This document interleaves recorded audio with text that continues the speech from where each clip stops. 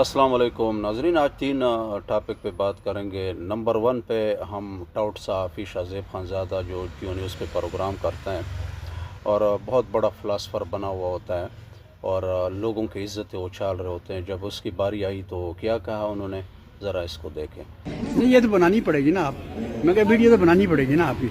آپ نے جو ضلالت کی ہے، جو ضلالت کی ہے آپ نے عمران خان کے خلاف، تو آپ کو شرم آنی چاہیے، یہ آپ کو بتانا چاہتا ہوں۔ سمجھ آ رہی؟ ذلیل آدمی، تم نے جو عمران خان کی بیوی کے خلاف جو کیا ہے اس کو شرم آنی چاہیے۔ میں نے یہ کہا اور میں نے کچھ نہیں کہا۔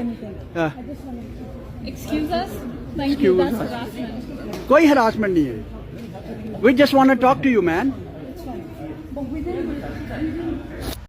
اور اب دوسری ٹاپک ہمارا ہے سہیل خان افریدی۔ ماشاءاللہ بہترین قسم کا انہوں نے سیاست سٹارٹ کی ہوئی ہے، ایک ینگ بندہ ہے اور بالخصوص نون لیگ بڑی پریشان ہے کہ ہمیں تو امید نہیں تھی کہ اس بندے نے اتنا بڑا جرگہ بھی اٹینڈ کیا اور اس عمر میں۔ تو باقی جو کتنے ارب ہمارا جو وفاق کے مقروض ہیں، یعنی ہمیں وفاق نے دینا ہے ہمیں کے پی کے کو، اور جو مرچز لایا اس کو، تو کتنے پیسے دینے ہیں انہوں نے، آپ لوگ خود سہیل خان افریدی کی زبان سے سنیں۔ ملٹری آپریشن کا ناسور جو ہمارے اوپر تقریباً 15-20 سال سے مسلط ہیں، کچھ نادان لوگ جو دانستہ یا غیر دانستہ طور پر بار بار خیبر پختونخوا کو کہتے ہیں کہ 1% وار آن ٹیرر میں آپ کو مل رہا ہے، لیکن پنجاب کو جو ہے وہ 2.3% ریونیو جنریشن میں مل رہا ہے، سندھ کو 2.5% مل رہا ہے ریونیو جنریشن میں، اور بلوچستان کو 2.7% تقریباً انورس ڈینسٹی پاپولیشن میں مل رہا ہے۔ حالانکہ سب سے زیادہ قربانی جو ہے وہ خیبر پختونخوا نے دی ہے، خیبر پختونخوا کے عوام نے دی ہے۔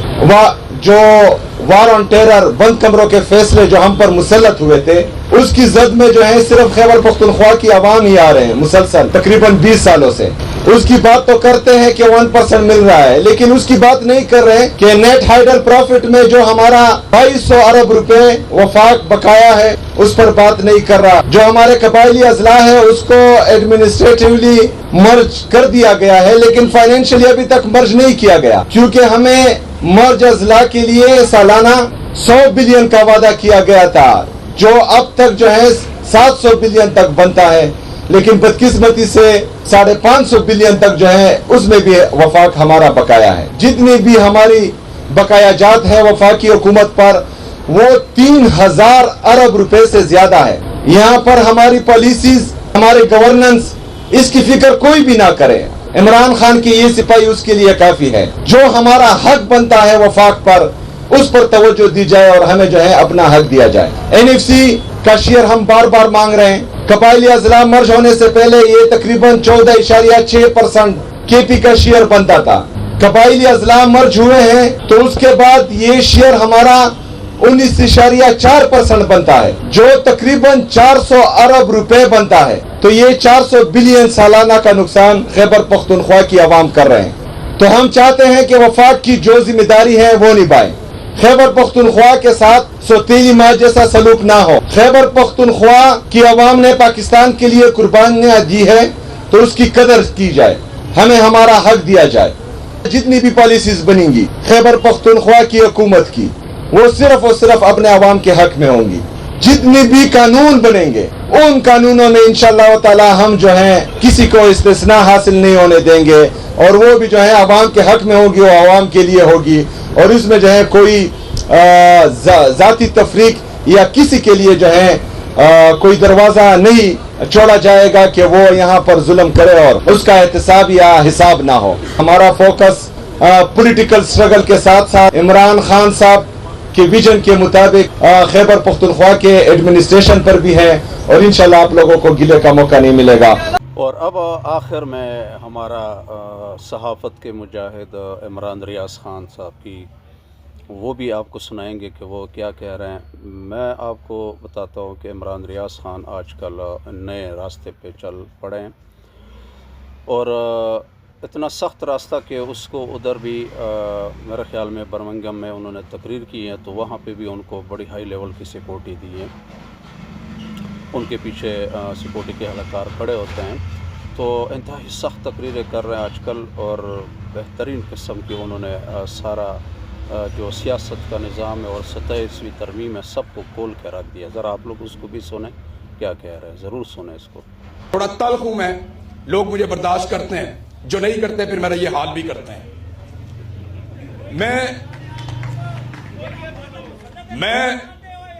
میں آپ کے سامنے سر دیکھیں، میرا کسی بھی پولیٹیکل لڑائی سے کبھی بھی کوئی لینا دینا نہیں تھا. میں نارمل اپنا کام کر رہا تھا، جیسے ارشد شریف اپنا کام کر رہا تھا، جیسے صابر شاکر اور محیط پیر زادہ اپنا کام کر رہا تھا، جیسے صدیق جان اپنا کام کر رہا تھا، اور بہت سارے لوگ.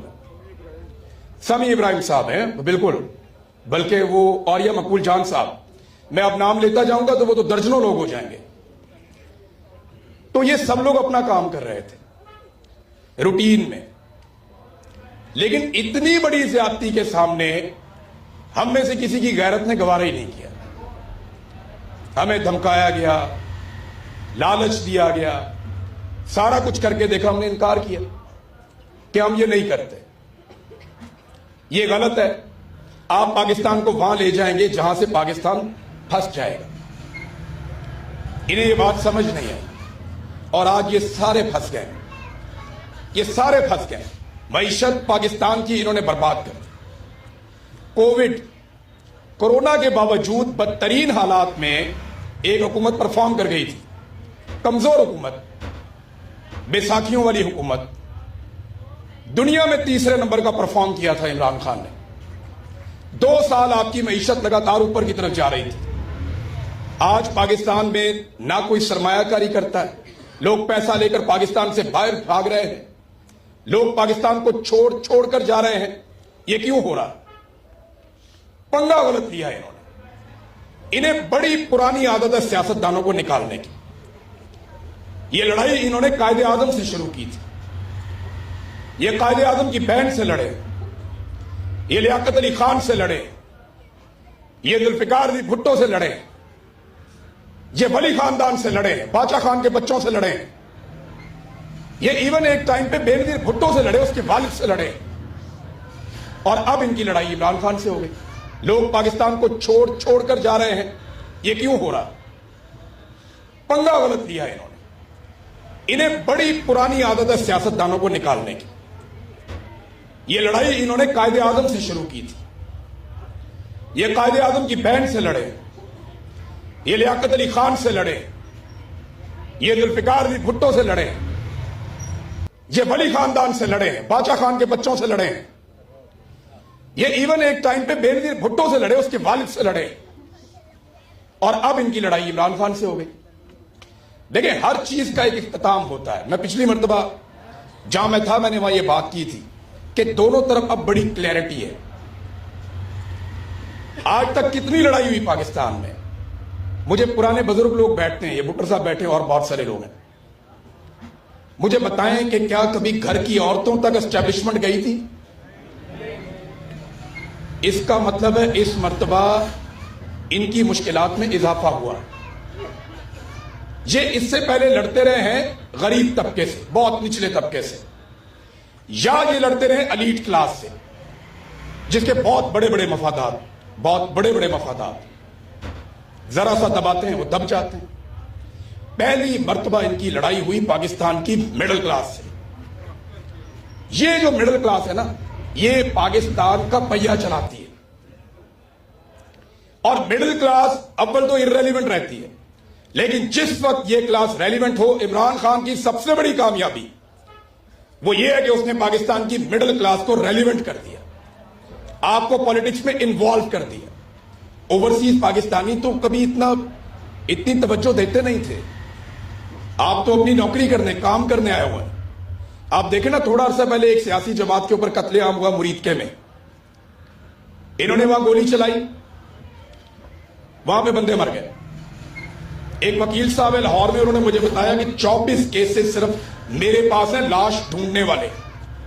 اتنے بندے مارے ہیں، ٹرکوں کے اندر لاشیں جا رہی تھی. وہ جماعت کی طرح تحلیل ہو گئی، ہوا میں ختم ہو گئی.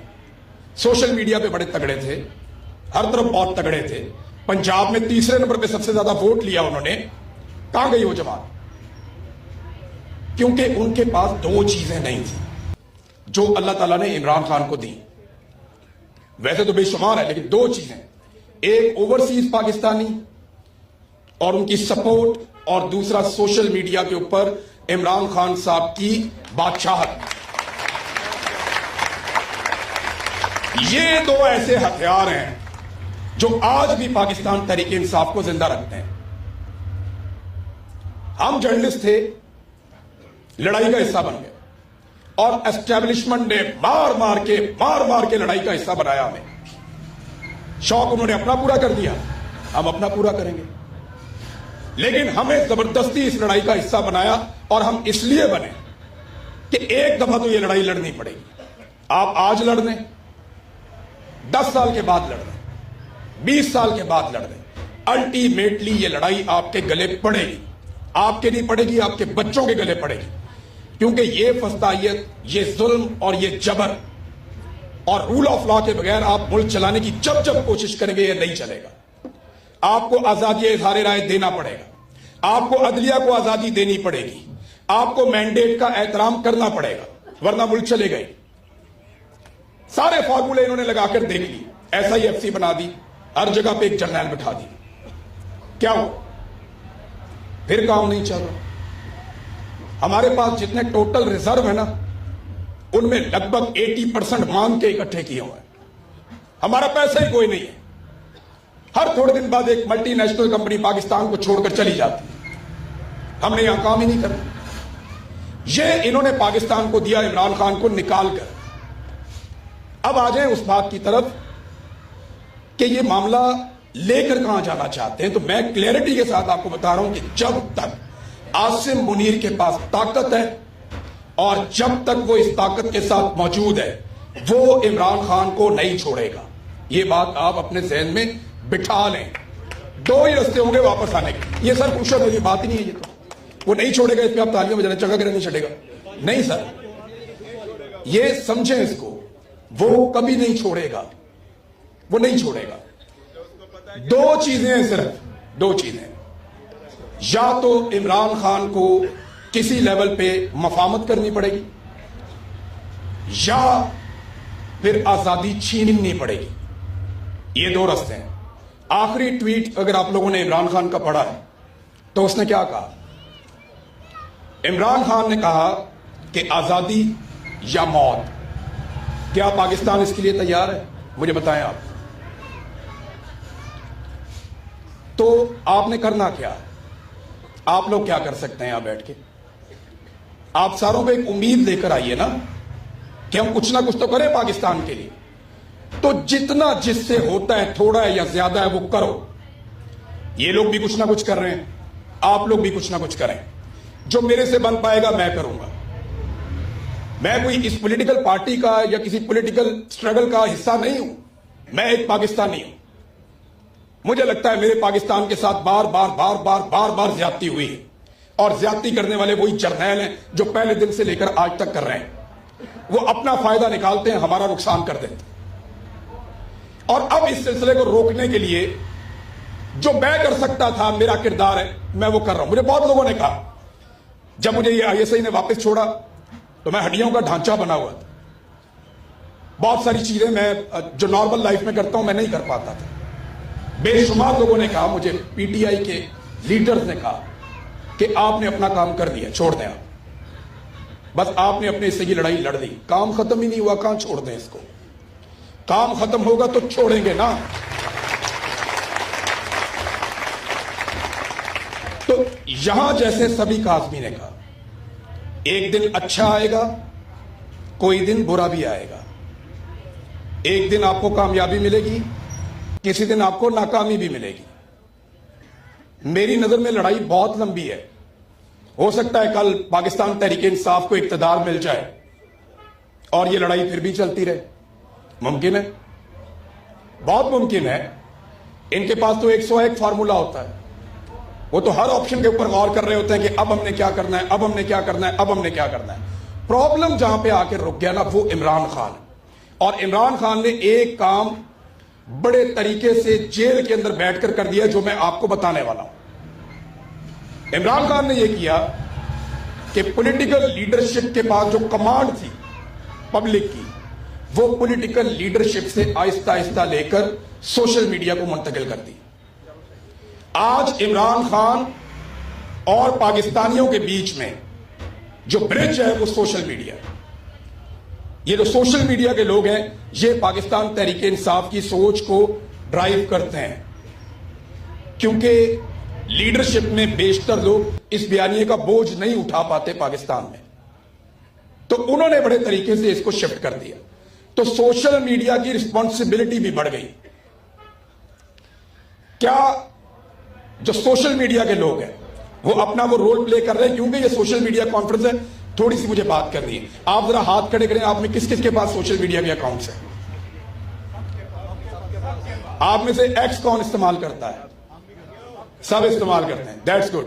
کچھ لوگ نہیں بھی کرتے بیچ میں، لیکن اس کے استعمال میں میری نظر میں، یعنی مجھے انہوں نے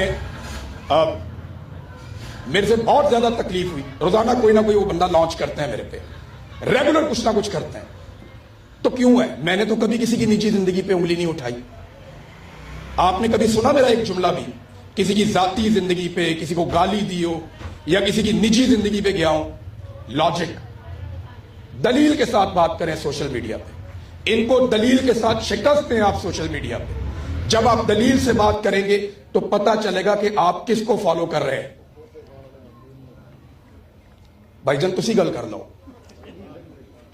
آپ اگر دلیل سے بات نہیں کرنا چاہتے تو یہاں میں 4 گالیاں نکالتا ہوں، آپ خوش ہو جائیں، لوگ خوش ہو جائیں گے؟ سر وہ نہ مانے دلیل کو، آپ کیا ہیں آپ نے یہ بتانا ہے، وہ کیا ہے وہ بتائیں گے۔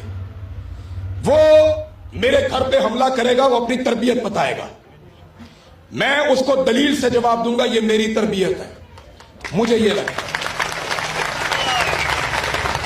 میں نے اس کو ٹھیک کرنا ہے، میں نے خود کو اس کے جیسا نہیں بنانا، نہیں تو میرے کام کرتے ہیں سارے بندوقیں خرید لیتے ہیں اور جا کے ان کے گلے بڑھ جاتے ہیں، پھر تو یہ بالکل سیدھا ہو جائے، ہم بھی سارے بندوقیں لیتے ہیں جا کے گلے بڑھ جاتے ہیں۔ یہ جمہوری لڑائی ہے۔ آپ نے کبھی عمران خان کو دیکھا کسی کو مکے مار رہا ہو، چپیڑے مار رہا ہو یا گلے پڑ جائے جا کے؟ دلیل سے بات کرتا ہے، میڈیا کو بلاتا ہے، چپیڑے مار رہا ہو یا گلے پڑ جائے جا کے، دلیل سے بات کرتا ہے، میڈیا کو بلاتا ہے، سوشل میڈیا کو استعمال کرتا ہے۔ وہ ایک لیڈر ہے، وہ ایک لیڈر ہے، اور ہر طرح کے لوگ اس کو